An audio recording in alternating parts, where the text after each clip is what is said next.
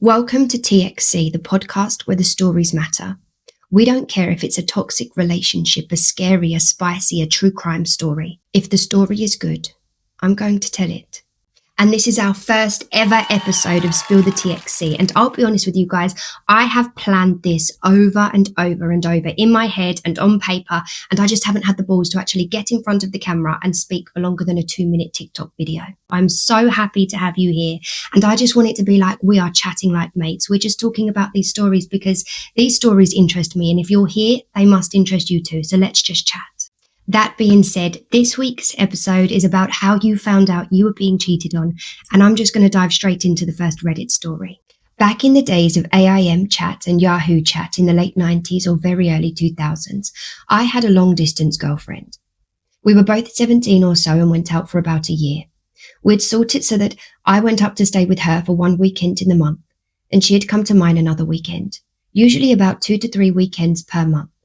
Anywho, I'd been to hers just before Christmas, coming back Christmas Eve. My mate came to stay with me and my mum for Christmas, and we were having a laugh on the PC with such glorious stupid things such as Little Red Monkey, Neopets, Flash games and things of that nature. My mate wanted to jump on his Yahoo account to say Happy Christmas to some of his mates, so he did. And for a laugh, he decided he'd message my girlfriend, not knowing her at all, just as a random person saying hi. They had a bit of a chat and she said she had a boyfriend she really liked. I was dead chuffed. Mark kept talking to her. She said her boyfriend had got her a bracelet for Christmas, which was a bit of a blunder, as I'd got her a necklace. Mark asked her why she wasn't with her boyfriend for Christmas, and she said, "It's okay, he's staying over for New Year." I definitely wasn't going up for New Year. He came clean with her and said he was my friend. It was meant to be a joke, but this had turned weird. How many boyfriends has she got? She had been seeing another fella for almost the entire year we'd been going out. She told Mark that I was boring and didn't have money to go places with her, and anyway, it had worked fine up until then. Needless to say, we split up. And in brackets, she ended it before I had the chance to, which was fucking annoying. And about a month later, I got an email from a fella. Turned out to be the bloke she had been seeing. He said who he was and that my ex had come clean to him about the whole thing, but she said she had chosen him to be her permanent boyfriend. At which he had said, laugh out loud, no, fuck off. He had found my email by snooping through her email account, which she had given him access to as proof that she had chosen him now. And he just wanted to say no hard feelings, neither of us knew about the other, and to have a good life. Nice bloke, really. I actually chose this story. Now, the second two stories, we've got another Reddit story. We've got a scary story later on. I've had my family choose them, but I chose this first one because it resonated with me, and I can relate to this story in the same way that he made friends or kind of made friends with the other guy. I've been in that position, and I'm going to tell you about that. And I might regret this a little bit later on, I'm not sure. But I'm going to tell you about my experience that's kind of similar to this. So I was 17. We were kids. It doesn't matter. Do you know what I mean? But I was 17 and I had this boyfriend.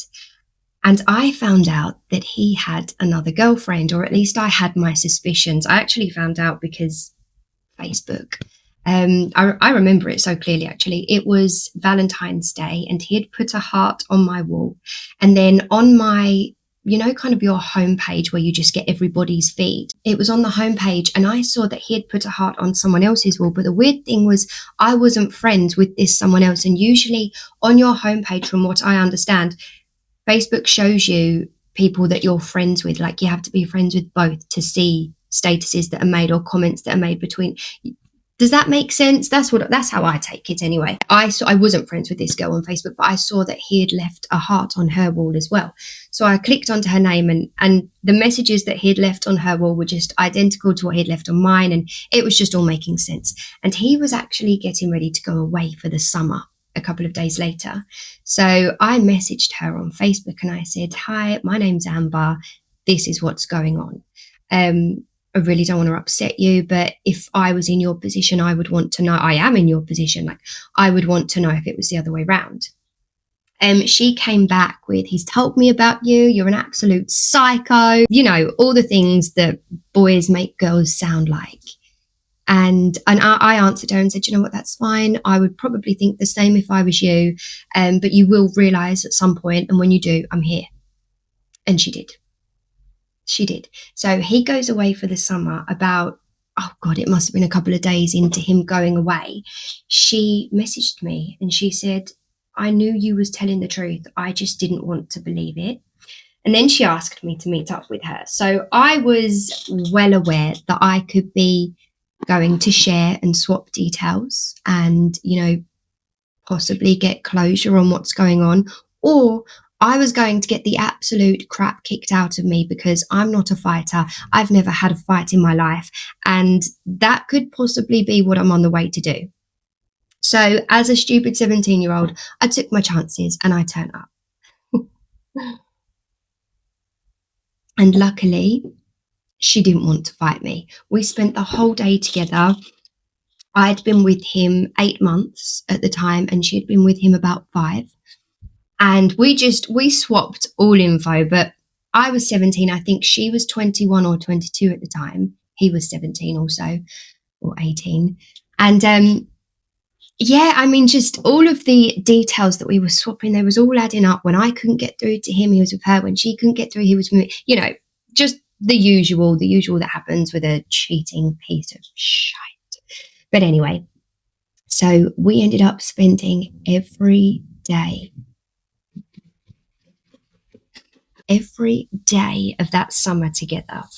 And we, throughout the summer, we were still chatting to him. Neither of us told him what was going on. So she'd bring her laptop round and we'd both be on MSN. Do you remember MSN? We'd both be on MSN to him and we'd be chatting. And it was a few days before he got home.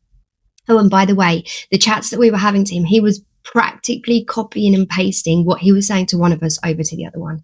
It was just unbelievable to see it right there in front of our eyes. So then a couple of days before he gets home, we're out clubbing together. We were out clubbing every night of that summer together. But someone who he knew saw us and told him. So he reached out and was like, what the hell's going on? She went back and said, I bumped into your ex last night, because that's what he told her I was, an ex, a crazy psycho ex at that. So she said, I bumped into your ex last night and we had a fight. And I said the same. I said, oh my goodness, I bumped into that crazy girl who thinks there's something going on between you two, because that's what he told me, that she's just crazy. She thinks there's something going on when there's not. And we had a fight. And she told him that she broke my nose. I told him that she broke my nose. He told her, wish I was there. I would have done something as well. And he tells me, wish I was there. I would never have let that happen. I would have broken her nose. So we print all of our conversations off, all of our MSN conversations. We buy a massive welcome home card. We stick at both of our conversations in. And if I remember rightly, we had a snog and we took a picture of it and we also stuck that in the card. And then we both just wrote exactly what we thought of him and posted it the day before he got home. And then, long story short, she ended up getting back with him, but that's not my business. So, okay, I'm going to move on to the next Reddit story, which I don't know. I didn't choose this Reddit story. This has been picked for me, so I have no idea what it's about. All I know is that we find out that someone is cheating. So let's get into it. His sister kept calling me Annie, and my name is Andy, short for Andrea. I corrected her a few times, but I didn't care for her at all, so I ignored her since I thought she was trying to be obnoxious. We only saw her once a week or so, and then I find out after almost a year that he was cheating. Only I was the mistress because he had been with Annie for 3 years and they had a child together.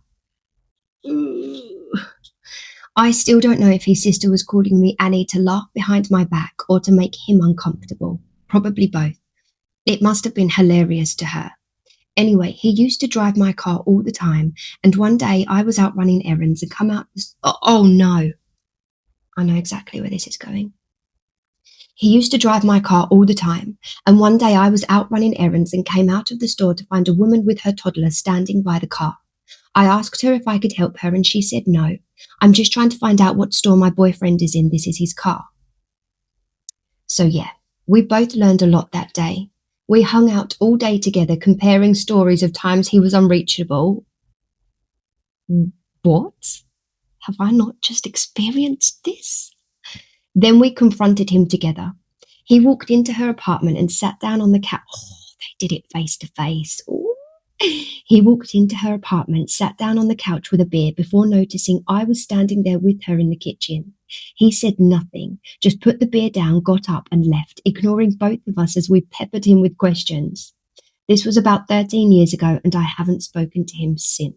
That was fate that was our next story, because that's almost identical to what I just told you about me making friends, and that was a bit crazy actually. Okay, we've got one more Reddit story before we move on to TXC After Dark, which is our scary segment. Could also be true crime, could be a number of things depending on how I feel that day and what I want to read to you. But today, our TXC After Dark is a scary story. But we are going to get through one more Reddit story first, so here we go. We were working at the same hotel. He was back of house, I was front of house. My manager called because he needed me on shift ASAP that morning. He was 2 people down and he was by himself with 30-something covers. My husband was already at work. Ex-husband now, husband at the time. I didn't text him to let him know I'll be seeing him at work because I wanted to surprise him with a coffee. I got there, went straight into the kitchens to give him a kiss and his coffee, and I saw him with one of the front of house runners. She was sitting on a table and he was feeding her raspberries with one hand, caressing her thigh with the other. Sorry, he was feeding her raspberries with one hand and caressing her thigh with the other. We just had our baby 4 months prior. I later found out pretty much everyone knew but me. All of our close friends worked there in different roles. Safe to say, I've put my notice in and I was gone in a week. His defense when I confronted him, she was sad because she misses her boyfriend and I was just trying to make her feel better. You know, she's like a sister to me. Stayed 2 more years and divorced him eventually. What? She's like a sister to me. If my brother ever tried to rub my thigh, what? I mean, I think the craziest part of that story is she stayed another 2 years. Another 2 years? Like, what did he do to finally make her leave? Because it must have been worse. If she forgave him for that, which it is obviously cheating, if she forgave him, he must have done something so much worse for her to leave 2 years later. She stayed another 2 years. And I know it's not cut and dry. I know it's not simple. I've got a little girl myself, so I know that if something was to happen, it wouldn't just be as simple as to just walk out and leave and cut ties. You can't do that when you've got kids. And I know people do stay together for the kids, but I don't know. I'm very much of the opinion that 2 happy households is better than 1 unhappy household. And after finding out that you've been cheated on with somebody who works with you both, the fact that all your friends know, and you've walked in to see him feeding her raspberries and rubbing her thigh, because you can bet your bottom dollar he has never done that to his wife. Because these men that cheat, they don't do these things for their wife. They do it for the mistress, for the person that they don't actually care about. They do it. I personally couldn't get over it. Not to stay another 2 years. But no judgments, because everybody's different. Everybody's situation is different, and I have not walked in this woman's shoes, so I will not judge. The candles gutter and the circle tightens. Ice is in the air with a hush that frightens. Footsteps halt because something listens back. Names fade to echoes, and the world turns black. Gather your breath and surrender your spark. The right has been spoken. TXC After Dark. I am an old man, 75 to be precise, born February 9th, 1950. I stayed in the house where I was born for my whole life. We were never a wealthy family. My father slaved away in a rubber manufacturing factory until he keeled over from a heart attack sometime in 1962. My mother, God rest her soul, took up 2 waitressing jobs at opposite ends of town to make up for the slack my father left behind. Every Thanksgiving, she'd have a hot plate on the table for each of us, consisting of peas, gravy, cornbread and ham. We'd gobble it up like God himself sent it down, and we cherished every moment of that yearly dinner. Christmas was more of the same, a hot meal pieced together by what change my mother could scrape together, topped off with cocoa and a nice little toy that would be the highlight of the whole evening. However, Halloween was different in my home, different from the other 2 in the sense that this holiday was more solemnly prepared for. As early as July, my mother would begin storing away extra cash for October, and once Halloween sales began, she would go all out. Bag after bag of candy, stringed bats, prop cobwebs, and every year she would pull out the same old witch costume. She never seemed particularly thrilled about any of it, however. In fact, it seemed as though this was her least favourite time of year. Heck, I wasn't even allowed to touch the candy. Trick-or-treaters would flock to our porch, seeing the astoundingly decorated posts and steps, only to walk away disappointed when my mother handed them only one small sweet each. All but one, that is. See, every year, my mother would warn me about this trick-or-treater. She would tell me how he'd look just like the rest, dressed up in costume, outstretched pillowcase in hand. However, unlike the other trick-or-treaters, this one would be wearing no mask. His face would be the only thing not suited for the occasion. She described the boy's face as smooth and free of blemishes, with blindingly blonde hair pushed carefully to the right.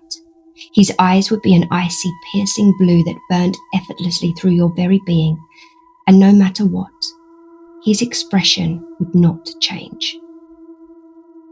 I caught my first glimpse of this person my mother described on Halloween night 1957. I'd never been allowed to partake in my mother's October rituals, merely an onlooker watching from just beyond the front door. And from that vantage point is where I saw him, eyes glowing blue and hair shining blonde. Dressed as Frankenstein, his entire body, excluding his face, was painted a deep green. It was so convincingly real-looking that I was almost certain that it was his true skin. The most convincing part of his costume by far were the metal bolts that stuck firmly out of each side of his neck.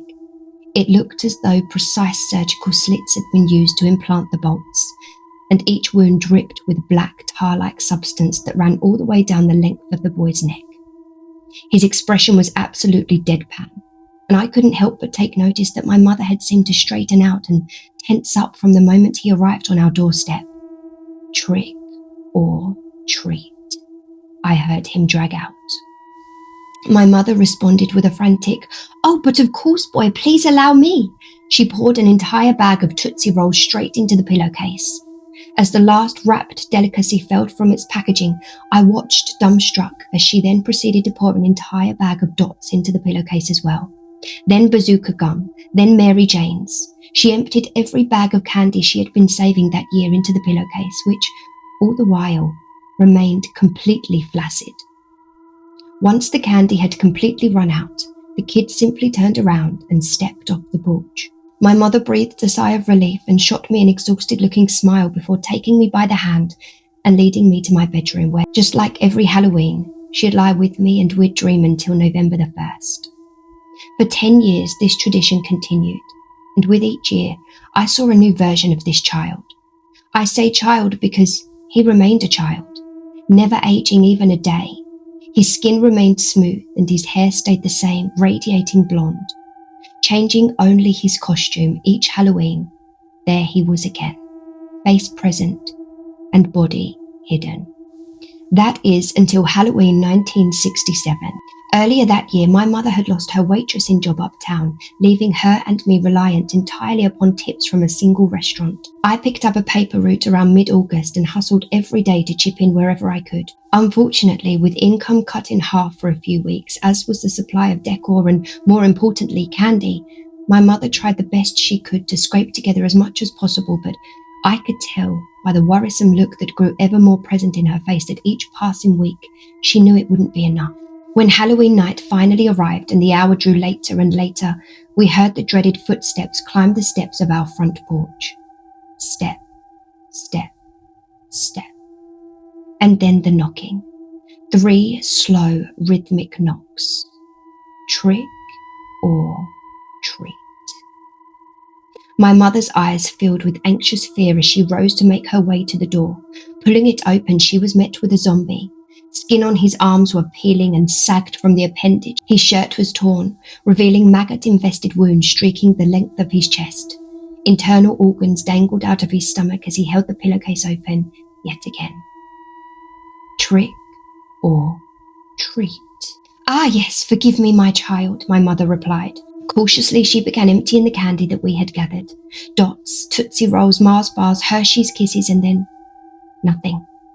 There you are, dear, my mother said nervously. The kid looked down into the black void of his pillowcase before snapping his icy blue eyes back up at my mother. Trick or treat? He grunted frantically. Yes, sweetie, trick or treat. Now good night, I really must be off to bed. Trick or treat? Trick or treat? The boy continued, growing more and more aggressive with each bellow. My mother attempted to shut the door, to which the boy slammed his entire body heavily against the wood. Trick or treat? Trick or treat?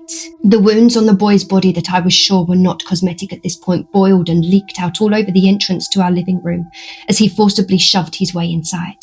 He simply would not stop chanting those deafening 3 words, even as he tackled my mother to the ground. Rushing to her aid, I pulled with all of my might to restrain the child, but it was as though he had completely latched onto my mother as his fingernails dove deep into her ribcage. I screamed as the sound of flesh tearing filled the room, along with my mother's desperate pleas of agony. Straining with all my might, the boy refused to budge as he snapped rib after rib straight from my mother's torso. He stuffed each bone deep into his never-ending pillowcase, and all I could do was watch in horror as he pried a gaping hole into her chest with his claw-like fingernails. Ripping and tearing, he clawed straight through to my mother's organs and heart, her lungs, her stomach. He stuffed everything into his damned pillowcase. And once she had been picked completely clean, he placed her head and shoulders along the seams of the pillowcase and tugged along the edges until her entire body disappeared into his black void. The room fell silent, and the boy turned to me, completely expressionless, before lugging the pillowcase over his shoulder and walking out of the house. I stood there, completely petrified, too scared to even move until morning. This was 57 years ago. And the reason I'm writing this now is because I am sick and a dying man. My house is currently on the market, and I need to leave this as a warning to whoever it may come into possession of. Please do not underestimate the importance of stocking up completely on candy. He very well may be visiting you this Halloween. Let's rid ourselves of the negative energy.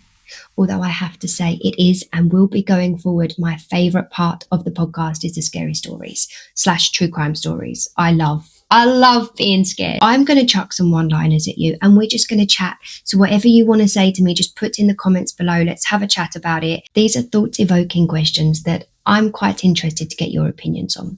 So the first one that I've got is, when is the right time to introduce your children to your new partner? By the way, these questions, they're not going to be specific. Like this first one is a relationship question. They're not going to be specifically about anything. It's just going to be questions that I hear throughout the week, things that interest me, that I want other people's opinions on, and that's it. So the first one, when is the right time to introduce your child to your partner? I don't think there is a wrong. No, that's a lie. I do think there's a wrong answer to this. I think there are multiple right answers, but there is a definite wrong answer. So for me personally, I have a 4-year-old little girl, and obviously I can never put myself in the shoes of somebody who has actually gone through the breakup and had to deal with this, had to deal with introducing their children to a new partner, or their ex introducing their child to a new partner, which must be hard. That must be hard. I can't imagine that. So as I say, can't really put myself in the shoes of somebody who has gone through this, but I have seen a lot of people go through this, people close to me as well. And, you know, I can imagine. That's all I can do at this point is I can imagine. And I think a year, I think minimum a year. And that's more me thinking about him introducing our little girl to somebody else more than me, because you always trust your own judgment, don't you? And I know personally that I would never introduce someone to my little girl unless I was 100% sure about them. I knew they were going to be in my life. I knew they were a good person. I knew everything about them. I would need to know everything about somebody to bring him into my child's life in that capacity. So I know that I trust my own judgment. But I think when it comes to trusting somebody else, as much as I trust him with my life whilst we are together, if we're not together, that trust isn't going to be there. So I would say a year, personally. And I think it highly depends on the child that you've got as well. My little girl is sensitive. She picks up, she's very, what's the word? You pick up on everybody else's feelings and emotions. She's very, I know that you're all probably screaming this word down the screen at me right now. What is it? We move on. We'll come back to that. But she is very, no, we'll come back to it. So she feels a lot. She understands feelings and emotions a lot. And yeah, she also feels when other people feels things. Empathetic. She's very empathetic. I'm so happy that I just got that word. She's very empathetic. And I know that it would affect her bringing somebody else into her life, especially at such a young age, like 4, where she doesn't necessarily understand, and mummy's got a new friend who's sleeping over, and daddy's got a new friend who's moving in. That's confusing. That is so confusing. So my personal answer to this is a year before you introduce them. And then you do it very slowly, and you do it as mummy and daddy's friend. I also think, and I know this isn't a popular opinion because I've spoke about this with friends in the past, but I would like to meet her before my child meets her, because I want to feel, and maybe it is I don't think it's selfish. I think it's protective, but maybe it is selfish. I want to feel reassured that this is a good person my child is essentially going to be living with for some of her life. And I would absolutely give that respect back. So I would be more than happy for my little girl's dad to meet my new partner. By the way, we're not breaking up. If you're watching this, we're not breaking up. But I would want to meet I would let him meet my partner as well before introducing to my little girl. And I would do that solely because I want it done back. All 3 of these questions are relationship questions. They're not always going to be. There is no specific theme for the questions. But this next question, is it ever okay to lie to your partner? Straight answer, yes. Absolutely. You can't tell a big lie, even if it's, to save their feelings, if you think you're doing it for the right reasons. A big lie should not be told. It should not be kept between 2 partners, 2 people in a partnership. I'll get my words out in a minute. But a white lie, absolutely.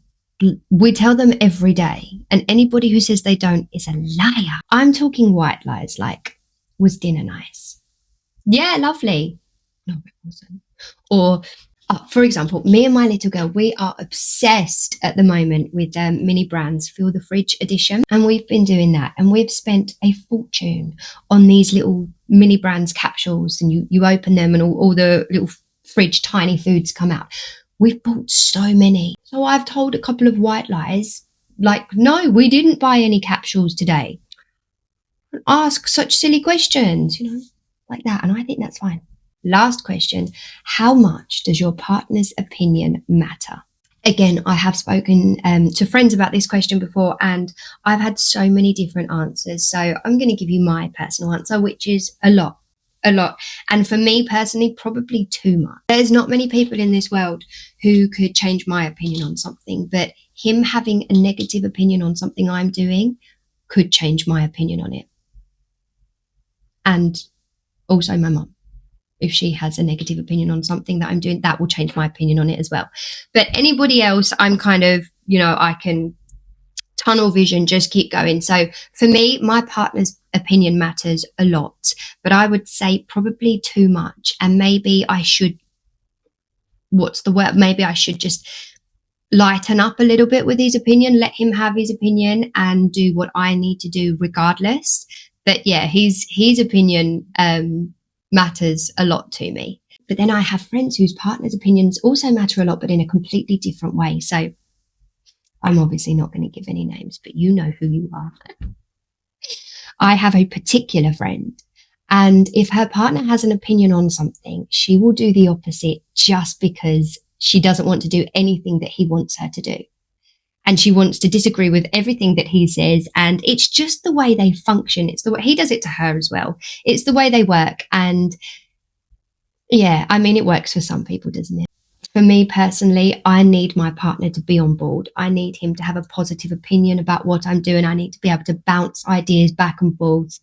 I need to feel like a team at all times. All right, guys, we are near the end of the podcast, and I've been really excited for this bit because I actually went out to Home Sense yesterday and bought the most beautiful question pot. You can't see it properly. I'm going to take a picture of it and I'm going to put it right here. So what I've done is tasked my family with going through all of my socials. They've got my logins and everything, and they've gone through all of my socials, through the comments, through the private messages. Every question that I have ever been asked is in this pot. Actually, it's a work in progress. We've probably got about 10 in the pot so far, but they will all be in this pot, hopefully by the end of this week, maybe next. We'll see. And what I'm going to do is at the end of every podcast, I want you guys to get to know me better and I want to get to know you better. So if there's anything that you want to tell me about yourself, pop it in the comments. Let's have a chat. This segment is called Ask Me Anything. I'm going to pull out a couple of questions at the end of every podcast. I'm going to answer them completely honestly. Regardless of what the question is, I'm going to be so open and honest with you guys. So ask whatever you want. Just if you want to send me a question, put it in the comment, whatever you want to do, ask me the questions. Okay. So yeah, we'll just pick out a couple at the end of every podcast and then you guys can just get to know me a little bit better. All right, we've started with a very tame question and I'm probably quite grateful for that actually. What star sign are you? So my birthday is November the 22nd. So I actually fall on the cusp. That's not true anymore because we have another star sign now, don't we? I think it begins with O. I might do a little bit of research on that and come back to that next week. But without that, if we're going by the old star sign chart, I am on the cusp of Scorpio and Sagittarius. So basically what that means is I can read both of my star signs and then just choose the best one. Why don't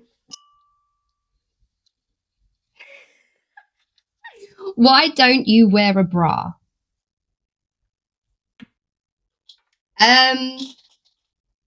I like to feel free. I don't like bras. I'll be honest with you. I don't like them. I wear them when I absolutely have to. And even then I sometimes don't. You know, the girls just want to be free. So that's the way they're going to be. All right. Last question. Why do you read stories like they are yours? That's a good question, actually. That's my favorite one. I like that question. I'm assuming you're referring to TikTok, which is where I do read every story that I read out in a first-hand account. I started that TikTok with a personal story about myself. And the story did really well. It was my first post on TikTok on the 10th of January, and it did really well, which I didn't expect it to. I used it, my tiny little corner of the internet on my TikTok channel, which had no videos on.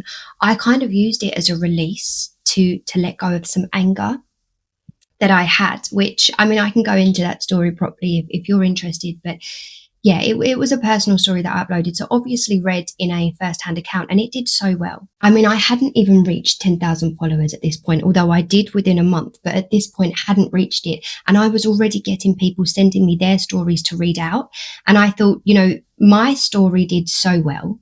I then had a couple of friends' stories that I read, and I didn't do that in a first-hand account, and they didn't do as well. So then when people were sending them to me, I was saying, you know, do you mind me reading this in a first-hand account? Everyone was saying no.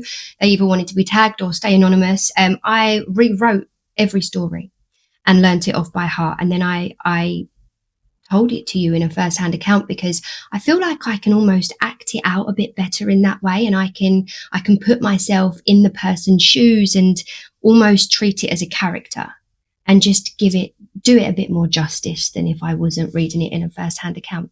So that's why I do that, basically because I started off with a personal story, it did well, and I carried on that way. If you have stayed to the end of my first episode, I am so unbelievably grateful to you. I will see you back here in 1 week's time for an episode about my absolute favourite topic, interfering mother-in-laws. If you guys have any stories that you want me to read out, any one-liners that you want to discuss, any questions that you want me to answer, please send all submissions to toxicstories@outlook.com.